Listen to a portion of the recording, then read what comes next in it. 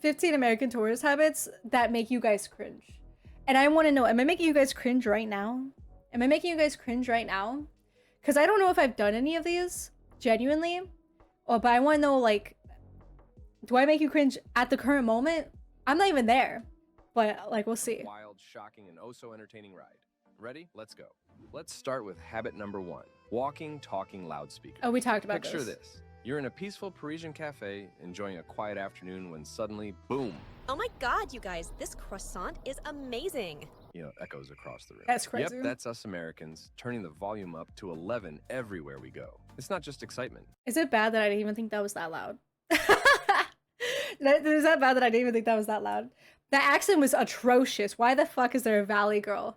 But that was, like, it's terrible. It's a habit we can't shake. Locals find this as charming as a foghorn at a yoga retreat. Disruptive and, frankly, annoying. Now picture a gondola ride in Venice, gently gliding along, then... Guys, this bridge is so bridgy. It's like the bridgiest bridge ever. God, we would My say tip, that, wouldn't we? Tone it down. Match the local... That's nuts. We would say that. It's disgusting. Some of the things we say is horrible. I'm so sorry. I'm so sorry if you hear that in passing. But yeah, again, that doesn't really feel that loud. vibe and speak softly. It shows Hey, respect bridge and pretty, helps you blend right? in. Save the enthusiasm for moments that truly call for it, like cheering at a football match or spotting a double rainbow. In Europe, less is more when it comes to volume. Habit number 2, the everyone speaks American myth. Imagine an American tourist in a charming Oh, that's little Italian Portofino. village, speaking rapid-fire English with phrases like, Yo, can you hook us up with the dopest coffee spot around? the locals look That's fucking crazy. Yeah, I feel embarrassed with that. I will admit, my biggest struggle is that I talk really fast, and I got told I need to slow it down, even though I thought I was talking really slow. But I had a lot of friends be like, yeah, no, you're talking too fast. And I was like, I'm talking really slow, at least for me. And so that happened a lot, where a lot of I have been told to take it slow. That's why I was always embarrassed to order, because I would get super nervous and I would talk too fast. And people were like, please talk slower. Like, we understand English, you just talk too fast. It was just weird though. confused, like they're trying to solve a riddle. We often assume everyone speaks English and gets our slang. It's like asking a cat to fetch. This can seem arrogant and, frankly, a bit lazy. We're always So lazy. here's the deal. A simple Excuse me, do you speak English? works wonders. Usually people respond with, I speak a little English. How can I help? and then proceed to speak better English than you. Learning a few basic It's so phrases true. in the local language, like ciao or grazie, can open doors and hearts. It shows respect and effort, and trust me, locals appreciate it. Plus, it's kind of fun I to don't play know. linguistic People in France hate it charades. when we Who speak knew French. ordering coffee could be an adventure? Now, there's an exception. At super busy tourist spots or restaurants, skip the Google Translate performance. The staff often speaks English, and they're in a rush, wanting to work efficiently. Save the linguistic gymnastics for quieter moments. Habit number 3, tipping incorrectly. We're used to tipping big back home, 20% or more for any service, even for Uber drivers. But in Europe, tipping customs are a whole different ballgame. Some countries find our generous tips extravagant, while others might think we're being stingy. So, what's the scoop? Learn the local tipping customs. In many European countries, service is already included, and a small tip or rounding up the bill is appreciated. For instance, in Spain, you might leave just a euro or two, while in Germany, rounding up to the nearest euro is common. And in Scandinavian countries like Sweden, tipping is generally not practiced at all. Workers there receive fair wages, and tipping could actually weaken their salary position. No one wants to hear that they make it up in tips. Do a little research or ask. Wait, really? We can weaken your salary position by giving you a tip? That's crazy. I'm surprised other cultures do have tipping or accept tipping. I definitely tipped a lot by accident in other or like places with a lot of tourists. Like, they actually have tipping jars because they know a lot of Americans are coming through, so they expect to be tipped, which I think is really funny that they've been forced to like get used to the culture of tipping. Of course, but farther inland they don't. Local, it shows respect. When in doubt, remember, subtlety is key in Europe. Habit number 4, complaining about local differences. We love our creature comforts and familiarity, but traveling means embracing the new and different. Unfortunately, some of us just can't help but gripe when things don't match our expectations or aren't like they are back home. It's like this. Why is this hotel room so tiny? Back home, we'd have a walk-in closet and AC that could freeze a penguin. Making I hate her negative voice. comparisons about local customs, services. Wait, do people actually do this? I'm sorry, most like Americans including myself, when I went, everything was awesome. Everything was like fascinating. I'm like, I'm glad this isn't like America. I'm glad, like, my comparisons were negative on my country's front. Like, I was never negative about Europe or anywhere I visited. I was like, oh no, this is fantastic. I love this, you know? I was like, oh, this beach is so much cleaner than fucking LA. Like, what do you mean? Weird. Only spoiled people do that? Yeah, because like, majority of Americans are too poor to even travel. So when they travel, like everything, they get so ecstatic. Literally eating croissant that you could also buy in America. Like, we're like, this croissant tastes 10 times better when you're not in America. Because like, we're really there to experience everything not there. And our vision is very skewed. So yeah. So I think, yeah, maybe spoiled American tourists probably really ruined that for us. I literally had a tip to use the bathroom. I didn't think about it there. I was just like culture shock because I've never had to pay to use the bathroom before. So I was like, what's going on? You hate paid toilets? Yeah, because like the toilet I went into wasn't that clean. So why am I paying for it? I went to better public restrooms in America without paying for it. And they were considered like terrible. Yet they were cleaner somehow than that one was. The bathrooms in America I went through was known to have like people doing drugs and horrible things in them. Okay. The bathroom doors are so short so the police officers can see if they're doing drugs in them, so people can like see you if they make eye contact using the bathroom. And it was free, and it was still cleaner than the bathroom I had to pay for in Thailand. Like, it blew my mind. But whatever. That was like a one thing. It was kind of a cool experience because I've never done it before. But yeah, it was weird. Or infrastructure can come off as rude and ungrateful. So here's the lowdown. When you're abroad, expect things to be different. That's the yeah, whole no shit. point. That's why I traveled. Embrace the quirks, like the charmingly compact hotel rooms in Paris, the leisurely service in Italy, or the beautifully ancient and sometimes... Oh my god. I totally forgot about that. The leisure service in Italy. I don't know how people have time to have lunch. First of all, the restaurants are closed between 1 and 3. Your lunch break, you have what, like an hour for lunch? Or at least you do here in America. But to have lunch in Italy takes like 2 to 3 hours. Like, it blows my mind how, I don't want to say slow, but how leisure they are. And like, if I was hungry in Italy and I'd sit there, I would be like, I'm gonna die. It's gonna take forever just to get like pasta. I get one in an instant, but like any dish you ordered took fucking hours, dude. And I was like, how do these people have lunch? You can't go out to eat for lunch. You'll never make it back, dude. Temperamental public transport in Greece. It shows respect and makes your travel experience richer. Next time you're tempted to complain, take a breath, enjoy the adventure, and maybe laugh about it later. After all, isn't that what travel stories are made of? Habit number 5, risky behavior for photos. Be honest, Yeah, who we do that doesn't love here. a good photo op? But sometimes we take it to dangerous extremes, standing in the middle of busy streets, dangling off ledges, or hopping fences just to get the perfect shot for Instagram. Spoiler alert. A lot can go wrong. It's not just risky, but it can also be annoying on small viewing platforms. Innocent bystanders getting thwacked with selfie sticks. Nobody deserves that. And there's a reason for those bans on selfie sticks. Milan banned them in 2017 to crack down on antisocial behavior. They're also banned in all Disney parks. Amsterdam's Van Gogh Museum, the Sistine Chapel, Garoupe Beach in France, and the Colosseum in Rome. Even more concerning, a study published in the Journal of Travel Medicine uncovered 379 selfie-related deaths over the previous 13 years. So what's the lowdown? Your safety is more important than a few extra likes. Enjoy the moment, take safe photos, and remember that no picture is worth risking your life. Yeah, we have this problem also here in America. Of not tourists, but ourselves. Like the Grand Canyon, the amount of people that would like jump fences to do that and then would die, and people would watch people die in the Grand Canyon is nuts. Like, it happens so much. So selfie sticks have been banned also in many places here. Luckily, I don't think we do that as much often anymore. At least I don't see selfie sticks often anymore, so. Plus, respecting local I rules could be and wrong, maybe you customs make a shows sense you're a here. considerate traveler. Next time you're tempted to risk it all, think twice and choose a safer spot. Your followers will still love your pics, and you'll be around to take many more.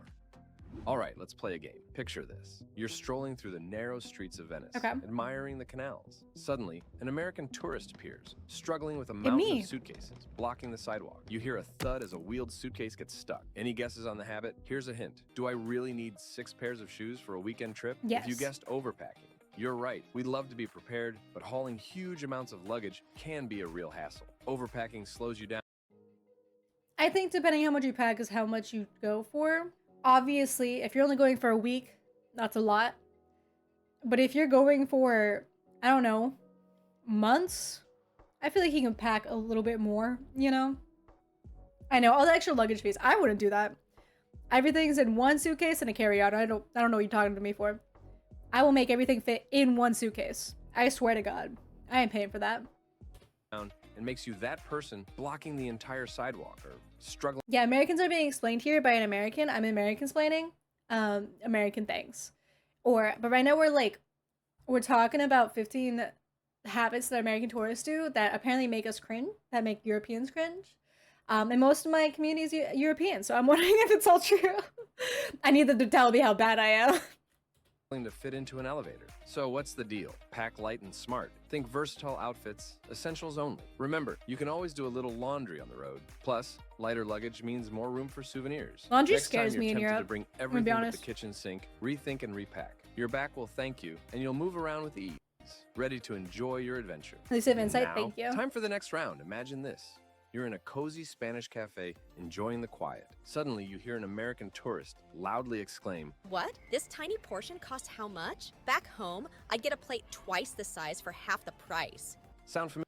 First of all, what a bitch. Second of all, Euro prices are so much cheaper. How do I explain this? When I said that to someone, they're like, that's not true. So, when European prices for the size, yes, European prices are for us expensive for the amount of food you are getting. However, at like a fast food restaurant, the price of what we're getting is so cheap compared to what it'd be. It wouldn't be surprising in America to pay our price for the small portion. Usually we're used to big portions, yes. But we also understand the culture of paying more for less. But I'm gonna be honest with you, I bought so much food. And in my mind, it was cheaper. And some of the places I went to in Greece, for the amount I paid and the amount of food I got, was worth it. Because it was so much cheaper and I got so much food. I don't know if they knew I was an American. They probably did. I'm pretty obvious. But some places I went, I think they just knew. And they just gave you a bunch. And also when I was traveling for so long, my stomach shrunk. So the portions seemed normal. Especially when I lived in Italy for a month, their portions became my norm. And didn't seem like too little at that point, where in America you get a pasta 3 times the size. Which is insane. So if anyone complains oh, the price is too much, I don't know what mathematical conversion you're doing for the size. It's still pretty good compared. Yes, the euro is more than the American dollar for sure, but it's so much cheaper, chat. Literally buying a coffee in Europe is so much cheaper. Or sometimes it depends on the restaurant. Sometimes it'd be the same price, but usually it was cheaper. It was cheaper by $1 to $2, even though it was in a euro. So I never cared. I was like, hell yeah. I spent way too much food. In Italy, I spent too much because I would just constantly eat pasta every goddamn day. I had a problem. Either way. Any guesses on the habit? Here's a hint. It's all about comparing food portions and prices to American standards. If you guessed complaining about portions or prices, Nah, you're I right. paid Americans are $20 used for to that. big servings and lower prices, but constantly comparing and complaining Because we're in the can come richest off as countries. disrespectful to local Jerk. customs and economic conditions. So, what to do? Embrace the local dining experience. Smaller portions often mean higher quality, and prices reflect local economies. Enjoy the flavors and savor the moment Ah, instead of yeah, comparing. no, it I to paid back $20 home. for that. Habit number 8: lumping all of Europe together. You know the type saying, "I've been to Europe," after a quick tour of Paris, London, or Rome. You wouldn't say you've... I have not been to Europe. I've been to Italy and a small section of the UK. I've never been further inland than any of that. So technically, I have not really visited Europe, huh? But there's also a thing of like, you can't lump all of Americans together, but like people do anyways. So this is like a two-sided coin. If I can't lump all of Europe together, you guys can't lump all of America together. Because again, each state is bigger than most European countries. So Texas literally consumes like half of Europe. Like, you're, bruh. Basically, and a lot of people say that like each state is like its own country in America. People, if you find out people come from a certain place, you can generalize how they are in that state, which is kind of nuts. done America after visiting New York, so why do the same with Europe? Europe isn't a monolith. It's a patchwork of different languages, histories, and traditions. So, how to fix this? Appreciate the uniqueness of each country. Is that Dive into the Santorini? local I love cultures, Santorini. learn a few phrases in the language, and explore beyond the tourist hotspots. Recognize that each European country has its own identity and charm. Next time you're bragging about your European adventure, remember to give credit to the individual countries and their rich, diverse cultures. It shows respect and makes your travel stories even more interesting. Habit number 9, disrespecting monuments and cultural sites. Who the fuck is doing that? I mean, if you're making like bad jokes in those cultural sites, I mean, that's kind of funny. But like, I'm sorry. When I traveled, I was like so amazed. Like, I see these sites and a bunch of the cultural like art that's made in books. You know, we learn about that in history, and you can see the statues or the Pompeii and all that stuff. When I went to Pompeii, it blew my mind. I did not realize how big Pompeii was until I went there, and I went, oh my god, this place was huge. That's like, I knew it was devastating, but like actually being there and seeing how much was destroyed is nuts. You can take a little tour into the volcano and the city. It takes over 6 hours, and that's if you're walking fast. If you're strolling, you can take up to 9. Like, are you kidding me? And it's just in awe seeing the things, in the few houses, the Colosseum. Oh my god. We've all seen it. Tourists behaving badly at historical landmarks, treating them like their personal playgrounds. It's like hosting a rave in a library. Not cool, We would do folks. that. We Remember would those host a 2 rave in a library. Californian girls who were arrested for carving their initials on a Colosseum wall? Or the American tourist who parked Californians. his Ferrari in the middle of a famous Florence plaza? These aren't just cringeworthy. They're downright disrespectful. So, how to handle it? Show some respect. When visiting these sites, take a moment to understand the significance of where you are. Read the plaques, listen to the guides, and absorb the history. It's about honoring the memory and importance of these places. Next time you're at a historical or cultural site, remember to treat it with the respect it deserves. You'll gain a deeper appreciation for the history and culture, and you'll set a good example for other travelers. Habit number 10, dressing inappropriately. This is one of my biggest pet peeves. Americans are practical and love to dress casually. We don't wear nice clothes every day. It's all about comfort. But sometimes our idea of casual just doesn't cut it abroad. I get the travel vests with all those pockets are handy, but it screams tourist the moment you step off the plane. Lucy, my French friend, always says, European fashion is more about how things fit rather than emphasizing brand names. A friend of mine recently visited Paris for the first time. She usually rocks dresses and heels, but found that in Paris, it made her stick out like a sore thumb. So what's the fix? Do a little research before you pack. Understand the local dress codes and pack accordingly. When visiting churches, cover those shoulders and knees. When dining in fancy restaurants, step it up a notch. Think more dinner party and less beach party. Next time you're planning your outfit, remember to dress respectfully. It shows you appreciate and respect the local. Yeah, I learned this the hard way. Well, personally, I didn't care. Again, in America, like, if people look at you, it's whatever. And so, like, I didn't care if people looked at me or anything like that, because I wore shorts all the goddamn time, which I guess were considered booty shorts, but for me, they're just normal shorts. At least in America, they are. And so it's just like, oh, whatever. I didn't really notice, but I definitely wasn't, like, I didn't wear dresses out or anything like that, but it was still, like, weird. Also, especially in Italy and Spain, don't wear heels. Oh my god. I watched some of my friends do it. Bro, the roads there are not made for heels. They're barely made for fucking sneakers, let alone boots. Oh my gosh. The roads have not, they're still all like breaking uneven. It's nuts. local culture, and you'll blend in much better, making your experience all the more enjoyable. Habit number 11, small talk. I know, we love to chat. Okay, this one's weird because I've seen a mixed reviews on this where some Europeans don't mind that Americans start small talk, where others find this annoying, but majority of, like, I've seen have been like, they don't mind it. Majority of the time of people who initiate small talk with them is usually an American, which is not surprising, but most of the time they're like, whatever. So I don't know if you guys actually like really hate this, or this is kind of whatever, you're kind of used to our stupidness by now of doing it. I'm like, I'd be like, whatever.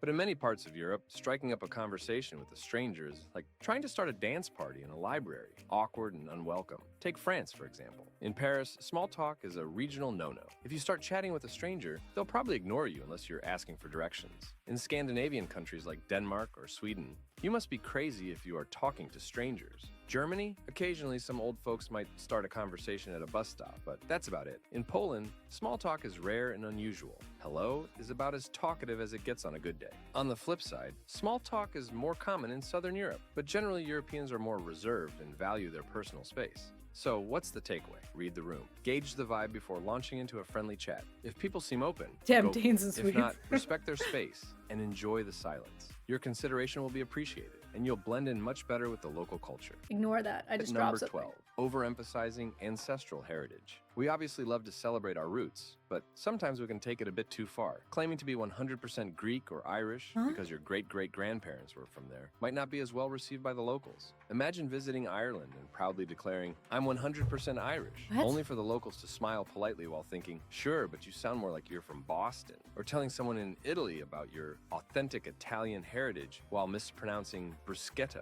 So how to handle it? Bruschetta. Embrace your I love heritage, bruschetta. but don't overdo it. Show genuine interest in the local culture. Do Americans actually do this? Wait, they actually do that? Wow, I'm so surprised. Most Americans, at least that I'm aware of, don't know their own heritage. Like, they can take a wild guess. But, I mean, majority that I know are like, they have no idea. When people ask my heritage, I'm like, I don't know. I think this. But I'm like, my family doesn't really know. That we're just kind of guessing what we think it is. But like, what? I'm so sorry. That's horrible. To think they're like, oh yeah, I'm 100%. Like, then why are you in America? I'm sorry, if you're born in America, you lost that. Like, you could, I don't want to say like you lost your whole heritage. Sure, you can still celebrate parts of it, or like, wow, your family. But also, you learn so much like American customs and like culture-wise, and it's like ingrained. And unless you speak that language or 24/7 and don't have the accent or literally live like that, like, I don't know, man. You just lost it. Without making it all about your ancestral connections. Share your excitement, but remember, you're a guest exploring their home, not a long-lost native. Next time you're tempted to overemphasize your roots, keep it cool and respectful. Appreciate the culture around you, and locals will appreciate your genuine curiosity and humility. Habit number 13, impatience. We love our fast service and immediate responses, but in Europe, things tend to move at a more relaxed pace, especially in restaurants and shops. Here's a scene for you. You are sitting in a cafe in Portugal, waiting for your coffee, and you start tapping your foot impatiently. Or you're in an Italian restaurant, frustrated because your meal isn't out within 10 minutes. This kind of impatience can come across as rude and disrespectful. Okay, 10 minutes is nuts. If I go to an Italian restaurant, if my food comes out in 10 minutes, bruh, that shit's not fresh. I know that at most. It was the fact that I was in a restaurant for 2 to almost 3 hours. That was nuts in Italy. I had to literally plan my whole day around how long it would take for me to eat at the restaurant. Like, that's insane. The only time I would get a little bit anxious is if I was super, super hungry. I'm not gonna ask the waiter like, yo, where's my food? I'm not gonna be disrespectful like that. That's rude. I've been in Italy for too long to know not to do that. But also, I hungry? And I'd be like, please bring out food. Every time they brought out food, I'd look and be like, oh my god, is it mine? And it wasn't. I was like, no! But I wasn't saying anything. Of the local pace of life. So how do we deal with it? Embrace the slower pace. Take this time to enjoy your surroundings, have a conversation, and savor the moment. Remember, good things take time, and part of the charm of Europe is its relaxed way of life. Next time you find yourself getting frustrated with slower service, take a deep breath and remind yourself that you're on vacation. Enjoy the leisurely pace, and you'll find yourself having a much richer experience. Habit number 14. I think the hardest part for us about Europe being so leisurely, so quote unquote slow, is that like our whole culture is you gotta get out there and do it. You gotta be, it's a go, go, go. You gotta be on that hustle, you gotta be on that grind. So while we don't mind like sit down restaurants every once in a while that take your time, that take a while, we are all about let's just go. We got stuff to do. If I'm not doing something right now, what am I doing? You know, like I gotta do it. And like a lot of us feel guilty for if we like are super lazy or take a long time to do something because we could have been home doing something else. We take a long time to go grocery shopping. Now we're mad at ourselves for not like being home and doing like the dishes. Like it's so weird. That's so hard for us to like sit down and do nothing all day. We're very workaholic, and that's ingrained in us that like we can't take breaks, or our breaks are like against us, you know, or we have very limited amount of breaks. So we really try to make the most of our breaks by doing more work. So when we travel Europe, we're doing like 20 million things. We try to shove as much as we can in one day because our break is only maybe 2 weeks at max that we can get. And so for us, it's like, we have to do it. And so Italy taking 2 hours, 3 hours for like food, if I had a day plan to do like 10 other things, fucking kills me because most of my other things I'm doing is more food. I only travel for food, but still like it hurts me, man. Talking about money. We're pretty open about discussing personal finances, salaries, and the cost of things. But in many parts of Europe, this can be seen as vulgar and inappropriate. Imagine this. You're having a conversation with someone you've just met in Italy and casually mention how much you make or how expensive your new gadget was. The room goes silent and you get some awkward glances. Talking openly about money, especially if you earn a lot, can make Europeans uncomfortable and come across as bragging or insensitive. In Austria, discussing salaries is fairly taboo. There's this unspoken rule of not telling others to avoid making them uncomfortable if you earn more. Similarly, in the Czech Republic, salaries are considered a private issue and shouldn't be discussed. It may seem odd since, back home, we often think sharing salary info helps everyone except the employer. But here it's different. So what should you do instead? So technically, even though it's not a rule and people usually share, like it's against our your workers' comp, actually.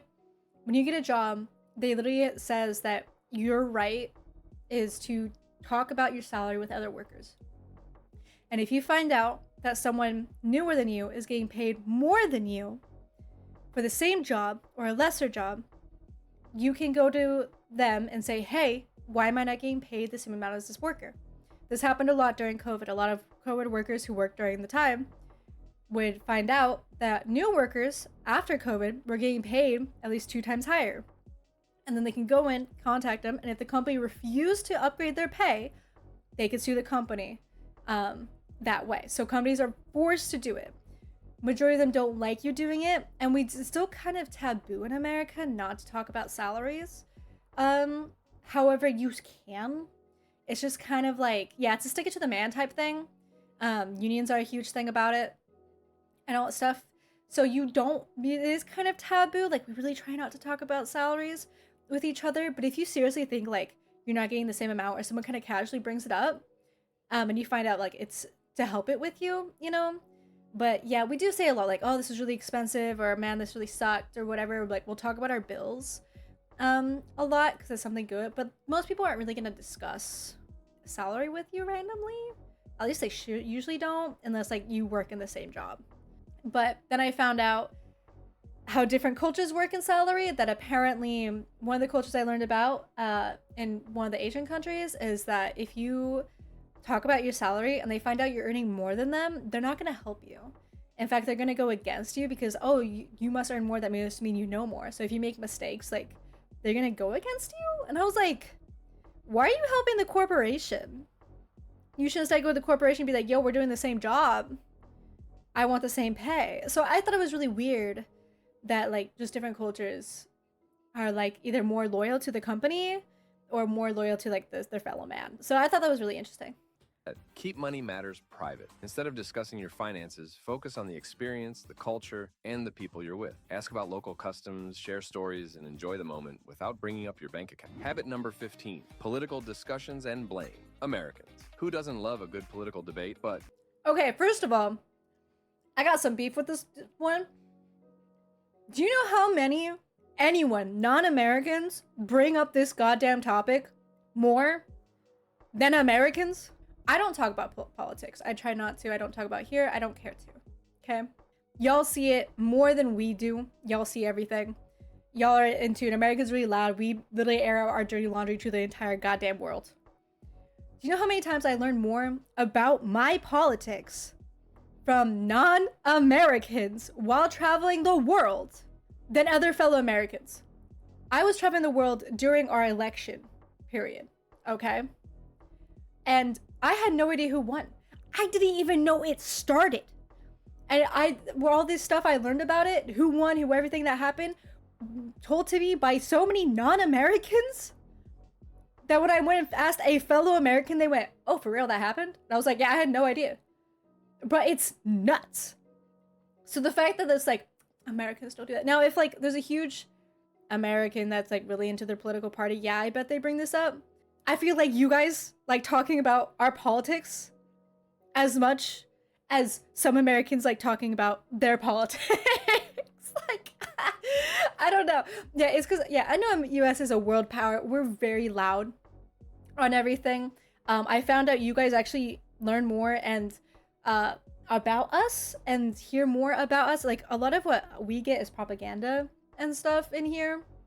We don't have to go too into it, but I didn't find out that we were on like a human rights watch list until months after it happened. Like, we don't get told that.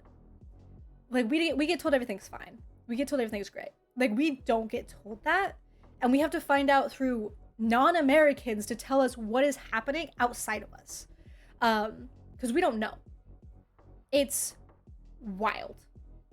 Oh no, our politics are hilarious to watch. You don't understand how many drinking games we have watching our politics, especially around our president. It's hilarious. It's fantastic.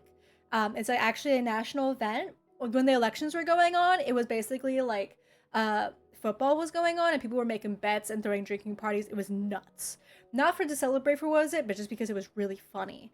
We understand how hilarious our things look. But again, like we find out a lot of information throughout. Like even on TikTok, they're like, "Hey, non-Americans, can you tell us what's happening out?" And we find out so much shit that we are not being told, and it's crazy. So yeah, it's pretty bad. Diving into politics abroad can be a minefield. Bro, this Engaging is in political discussions everyone's where like, locals you might know, criticize your or president's a blame you for dumbass, your right? country's policies And we're like, yeah. can quickly turn uncomfortable. Bro. So, and what's the best approach? Steer clear of political discussions. If the topic comes up, listen politely, but avoid getting drawn into debates. Listen Focus on politely, common dude. interests and lighter topics that build connections rather than divisions. Next, If you don't want to fight with certain Americans, I'm not one of them. Like, if you bring up politics, I'd be like, yeah, it fucking sucks. That's my reaction if you bring it up, and I'll just laugh. But certain Americans that are like, depending on, of course, the sides of America, it's wild. If you start the politics conversation, you're fucked. In America, there is a rule, a kind of unspoken rule, is you do not talk about politics. If you're gonna go hang out, if you're gonna do whatever, and you don't want to start a fight, you don't talk about politics. Like, it's crazy. So if like like you can make a joke about it, you can say like, "Oh bro, can I talk about," like usually when people talk about politics, like they bring it like, "Yo, can we talk about politics?"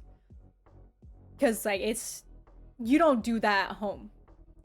And if you like, if a European brings up politics, you're talking to someone from a certain party, bro, you better be in for a fucking ride. So like again, if you're in Europe and you want to talk to America about politics, I hope you're prepared, because you're either gonna get a one-sided view or about a certain party, or like you're gonna be told to shut up politely. But still, it's like we're like, we know how bad it is. We don't want to be reminded, dude. We're done. Time you're tempted to engage in a political discussion, remember that some conversations are best left for back home. Keep things friendly and respectful, and you'll have a much more enjoyable experience. So there you have it, 15 habits that can make American tourists stand out in all the wrong ways when traveling in Europe. I think the main takeaway is that when you go on holiday to another country, you are a guest in someone else's home. Behave like one. It's sad that adults actually have to be told this. That is crazy that some people do have to be told that.